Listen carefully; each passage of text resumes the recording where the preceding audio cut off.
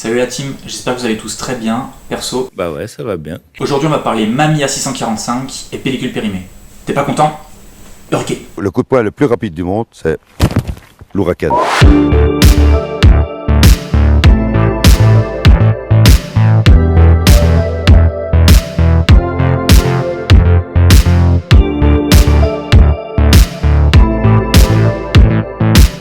J'ai profité que le copain Hugo me prête son Mamiya 645 juste avant qu'il s'en débarrasse pour un 6.7. C'est un moyen format qui, comme son nom l'indique, fait des négatifs de 6 par 4,5 cm.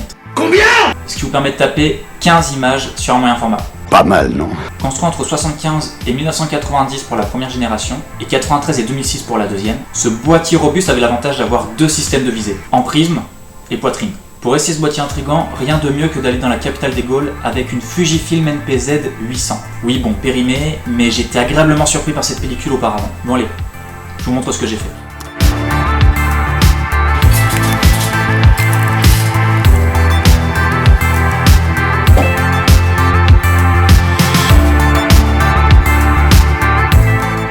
Les premières photos ont été prises à la Limonade de Marinette. C'est un petit lieu de détente vraiment cool dans le Vieux-Lyon. Les éclairages et la déco sont vraiment cool, alors n'hésitez pas à leur faire un petit coucou si vous êtes de passage.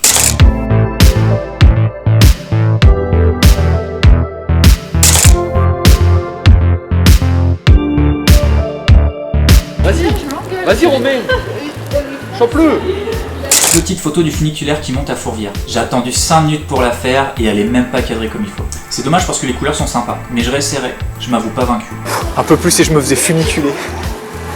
Funiculade. Funiculer. Qu'est-ce qu'on fait? Où est-ce qu'on va, gros? J'ai essayé de faire un peu d'architecture aussi, mais sans grand succès.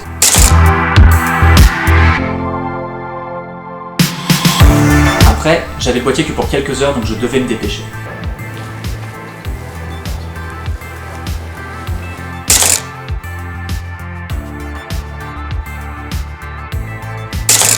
Pour cette photo, on dit merci à Hugo. Enculé!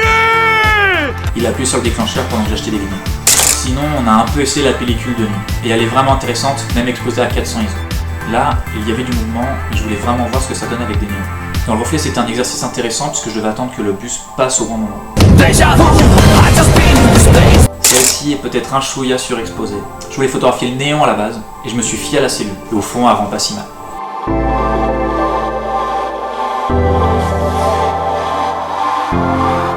Là, on arrive sur ma photo préférée de la pellicule. Les tons sont très cool et le néon ressort vraiment bien. J'ai attendu un moment avant de la faire parce qu'il y avait toujours du monde, un ou deux piétons sur la photo, un vélo ou un véhicule, donc c'était vraiment pas évident à gérer.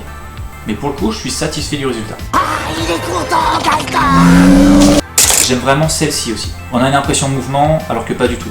J'étais juste derrière un grillage. Wow! Le grain est présent mais il est plutôt joli.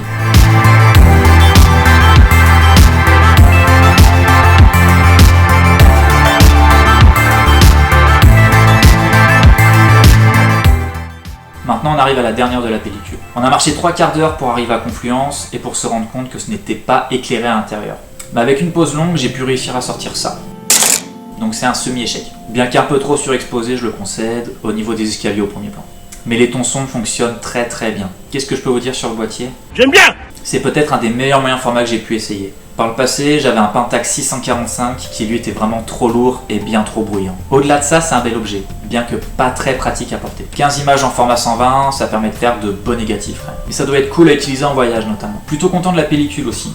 Elle a une vraie bonne latitude d'exposition malgré ses quelques années de péremption. Gardez toujours vos pellicules au frais, ça peut toujours servir. I love refrigerators. Les couleurs sont plutôt fidèles et les rouges par exemple ressortent très bien. Et le grain n'est pas dégueu. Donc si vous en trouvez un stock bien conservé, foncez.